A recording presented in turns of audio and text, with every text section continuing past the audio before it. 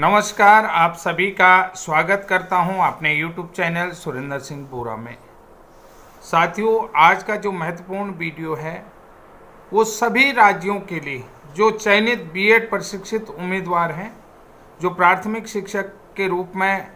राजकीय प्राथमिक विद्यालयों में कार्यरत हैं या राज्य के अंतर्गत सरकारी विद्यालयों में कार्यरत हैं, उन सभी लोगों के लिए बहुत महत्वपूर्ण वीडियो है। तो आज का जो टॉपिक है कि क्या चयनित बीएड शिक्षक पद से बाहर होंगे या नहीं। 11 अगस्त 2023 के सुप्रीम कोर्ट के ऑर्डर के बाद जो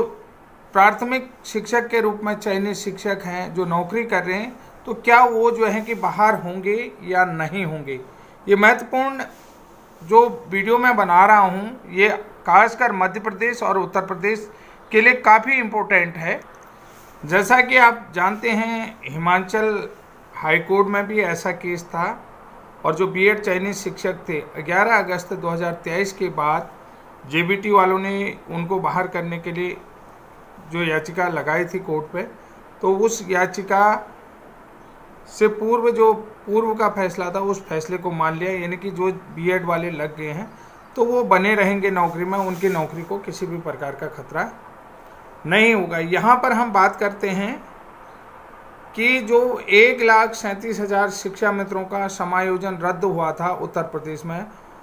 क्योंकि समायोजन की बात आई थी 2017 में, तो वहाँ पर जो है 1,37,000 शिक्षा मित्रों का समायोजन रद्द हुआ और 68,500 शिक्षक भर्ती जो है कि संपन्न हुई। फिर उसके बाद 69,000 शिक्षकों की भर्ती संपन्न हुई। तो जिसके लिए बीएड को भी एलिजिबिलिटी मिली थी एनसीटी के गजट 2018 के आधार पर। यानी कि एनसीटी ने जो गजट दे रखा था 2018 में, जिसमें 28/6/2018 का जो एनसीटी का गजट है, तो उसमें जो है कि बीएड 50% अंकों के साथ प्राथमिक शिक्षक भर्ती में शामिल हो सकता है। अब उसके लिए एक क्राइटेरिया था, आरटी के मानकों के अनुसार बीएड को 6 मंथ का एनसीटी से मान्यता प्राप्त 6 महीने का ब्रिज कोर्स करना पड़ेगा, ताकि वो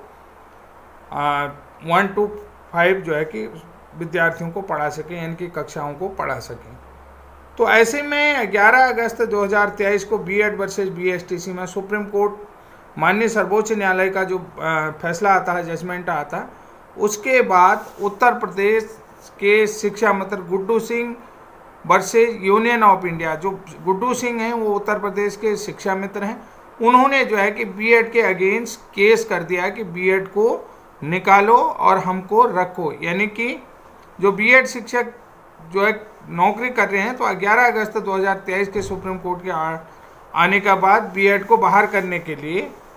और एनसीटी का जो गजट 2018 का था उसे रद्द करो, जिसके आधार पर उन लोगों ने रद्द हो गया, तो जिसके आधार पर वो प्राथमिक शिक्षक के रूप में नौकरी कर रहे हैं,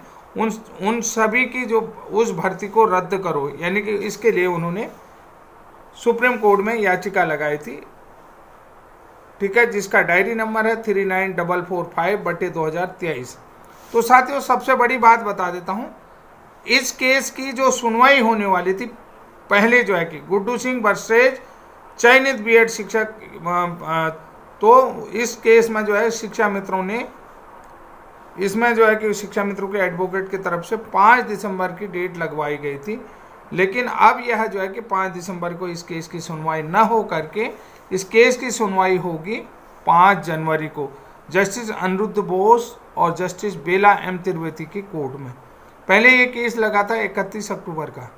31 अक्टूबर के बाद ये केस लगा 5 दिसंबर का। 5 दिसंबर के बाद इसकी डेट पोस्टपोन होगी, तो अब ये जो है इस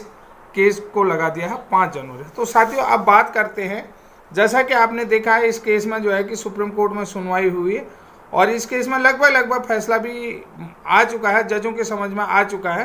तो जजों ने एक बात ये भी कह दी है कि जो चयनित शिक्षक हैं, अगर वो नौकरी कर रहे हैं, तो आप एक तरीके से उनको बाहर निकालने के लिए जो कार्य कर रहे हैं, तो वो एक तरीके से उनको डिस्टर्ब कर रहे हैं, उनको ये जो है कि अपराध की श्रेणी में आता है। ये आप अच्छा नहीं कर रहे हैं, ये जो है कि माननीय कोर्ट ने उनको समझा दिया है कि ये आप सही नहीं कर रहे हैं कि चयनित शिक्षकों को निकालने की जो बात कर रहे हैं आप, ये सही नहीं कर रहे हैं। क्योंकि इस मामले में पहले भी जो है कि इलाहाबाद हाई कोर्ट में याचिका लगी थी कि ब्रिज कोर्स नहीं करा है, कि यानी कि कुल मिलाकर के शिक्षा मित्रों का कहना ये है कि इनके पास जो है कि जो आरटी एक्ट के अनुसार से जो न्यूनतम क्वालिफिकेशन है वो न्यूनतम क्वालिफिकेशन नहीं है। तो इसके आधार पर ये जो एनसीटी के गजट 2018 11 अगस्त 2023 को रद्द हो गया, तो अब जो है कि ये भर्ती भी रद्द होनी चाहिए, यानी कि बीएड वालों को बाहर निकालना चाहिए, ये गुड्डू सिंह का कहना है। तो समझ लीजिएगा। अब यहाँ पर मैं जो है कि आपको मध्य प्रदेश का क्यों कह रहा, मध्य प्रदेश से भी सवाल आ रखा था, क्योंकि 69,000 शिक्षक भर्ती उनके लिए भी बहुत महत्वपूर्ण है। तो यहाँ पर कुल मिलाकर के अब जजों के समझ में भी ये आ गया है। उसके अलावा ये लोग भी इस बात को समझ चुके कि इस केस में अब कुछ बाकी बचा नहीं है। जज जिनकी नौकरी लग गई है उनकी नौकरी लग गई है, उन्हें कहीं भी कोर्ट निकालने वाली नहीं है। इसका कारण क्या है, क्योंकि जो सुप्रीम कोर्ट का जजमेंट आया है एनसीटी के गजट 28/6/2018 के आधार पर, तो तब जब ये भर्ती हुई तब तक ये गजट जो है कि रनिंग में था, और इन्होंने जो है कि उस भर्ती के सारे मानक पूरे किए गए हैं। यानी कि जो उस भर्ती के लिए क्वालिफिकेशन क्राइटेरिया मांगा था, जिसमें उनको टीईटी पास होना था, यानी कि सुपर टेट पास होना था, 50% अंकों के साथ ग्रेजुएशन होना था। इसके अलावा नौकरी में लगने के बाद 6 महीने का ब्रिज कोर्स करना है। अब 6 महीने का ब्रिज कोर्स नहीं करा है तो कोर्ट के आधार पर ये सरकार की गलती है, कभी भी किसी भी रूप में करा सकती है। तो यानी कि ये सरकार जो है उनको किसी भी रूप में, क्योंकि वो विभाग में इन सर्विस टीचर है, जिस तरीके से कोर्ट में डिसीजन आ रहा है, क्योंकि अभी जो है एनआईओएस डीएलएड के जो जजमेंट को आपने देखा होगा, बहुत लोग मेरी बात को नहीं समझ रहे हैं मैं क्यों कह रहा हूं करके कि मध्य प्रदेश के शिक्षक बाहर नहीं होंगे। यानी कि जब तक फैसला आ रहा तो वो लोग इन सर्विस टीचर थे और इन सर्विस टीचरों को ये छूट दी गई है, तो इन सर्विस टीचरों को ये कोर्स करना था। तो अब जब ये इन सर्विस टीचर हैं कि यानी कि 6 महीने के भीतर, गजट उस समय रनिंग में था और इनको 6 महीने का कोर्स करना पड़ेगा, और उसका ही प्रायोरिटी ये भी बनी थी। और अब ये देखिए इन सर्विस टीचर हैं, सरकार इनको किसी भी रूप में 6 महीने का जो भी प्रशिक्षण है वो करा लेगी ट्रेन करने के लिए। अब इस बात को समझ रहे हैं और गुड्डू सिंह जी भी इस बात को समझ रहे होंगे, और मध्य प्रदेश के सभी साथी समझ जाएं कि आप कोर्ट से बाहर नहीं होंगे, क्योंकि 5 दिसंबर को मध्य प्रदेश हाई कोर्ट में जो है कि इस एक केस लगा है, इस केस में फैसला आना है, फाइनल केस है ना, क्योंकि सुप्रीम कोर्ट ने जो जो डिसीजन दिए हैं क्लेरिफिकेशन में अभी किसी भी प्रकार का नहीं है, वो उसकी डेट लंबी चली गई है। और छत्तीसगढ़ वालों के लिए भी, अब जो लोग इन सर्विस हैं, भाई सरकार कुछ भी कह सकती है कि हम ये कोर्स करा लेंगे, ये कोर्स करा लेंगे, हम इन्हें विभागीय डीएलएड करा लेंगे। यहाँ पर बहुत सारी चीज़ें आपको मैं बता देता हूँ, जैसे अनुकंपा के आधार पर भी नौकरी मिलती, मृतक आश्रित कोटे में भी नौकरी मिलती, आश्रित कोटे में भी नौकरी मिलती, ये कई चीज़ें, उनमें पूरा 2-2 साल का प्रशिक्षण नहीं होता है, 3 महीने 2 महीने ऐसा प्रशिक्षण, 15 दिन का प्रशिक्षण होता है, ये भी सकता। अब विभाग इनको, क्योंकि इलाहाबाद कोर्ट में इनका पहले से ही वो लगा था याचिका की ब्रिज कोर्स कराने के लिए, तो वो कोर्ट ने फैसला दिया, ये सरकार का मैटर है, ये सरकार का मामला है, सरकार इसको सुलझाएगी। अब सरकार देखिए, सरकार तब उन्होंने क्यों नहीं कराएगा तो वो बता देंगे कि हमारे पास इस तरीके के संसाधन नहीं थे, ये चीज़ें उपलब्ध नहीं थी, इस कारण से हम अभी तक इनको ब्रिज कोर्स नहीं करा पाए हैं। तो आगे हम भविष्य में इनको इस तरीके का कोर्स करेंगे कि जो एनसीटी डिजाइन कराएगी इनले के लिए, वो कोर्स हम कराएंगे, क्योंकि ये राज्य की व्यवस्था के अंतर्गत आता है।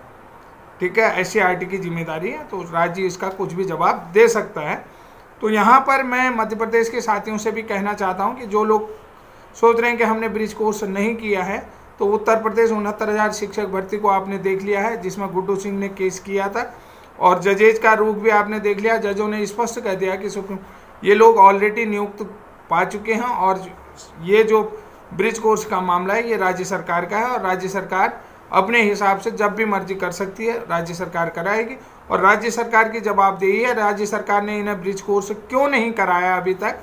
ये भी उसका सवाल भी राज्य सरकार के पास है। क्योंकि जिस समय ये भर्ती हुए थे उस समय एनसीटी का 28/6/2018 का गजट रनिंग में था, और उस गजट के अनुसार जो भी क्वालिफिकेशन क्राइटेरिया रखा गया था, वो क्वालिफिकेशन क्राइटेरिया चाहे डीएलएड वाला हो या बीएड वाला हो, सारे ने कंप्लीट कर रखी है, तो इसमें किसी भी प्रकार का सवाल तो उठता ही नहीं है, सीधी सी बात है। चाहे वो डीएड वाला हो या बीएड वाला हो या डीएलएड वाला हो, तो उस समय की जो क्वालिफिकेशन क्राइटेरिया था वो पूरी चीज़ें कंप्लीट करी हैं। अगर निरस्त करने की बात आती है तो फिर शुरू से ही निरस्त करा जाएगा। बहुत सारे लोग अपनी उसमें आ जाएंगे, तो उन्होंने कहा भाई जब सभी के लिए निरस्त हो जाए नए सिरे से आएंगे। तो इसलिए जो है कि ये भर्तियां निरस्त नहीं कर सकती, क्योंकि इसमें जो आप कह रहे हैं कि छात्रों के 6 से 14 वर्ष के विद्यार्थियों के मौलिक अधिकारों का हनन होगा, क्योंकि उनके अध्यापक उनसे छीनने का प्रयास किया जाएगा, तो ये कहीं न कहीं मौलिक अधिकारों का हनन है। तो साथियों, ये महत्वपूर्ण जानकारी अपने वीडियो के माध्यम से आपको दे रहा हूँ। ये जानकारी आपको कैसी लगी? अगर जानकारी आपको सही लगती है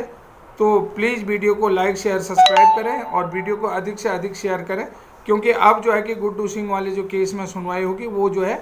5 जनवरी को होगी, और 5 दिसंबर को कल यानी कि Madhya Pradesh BEd versus DEd case की सुनवाई है। और निश्चिंत रहिए कि ये सरकार की जिम्मेदारी है ब्रिज कोर्स कराना। आगे की भर्ती प्रोसेस क्या होगी ये तो मैं नहीं कह सकता हूँ, लेकिन अभी तक आप निश्चिंत रहिए। तब तक के लिए जय हिंद, जय उत्तराखंड।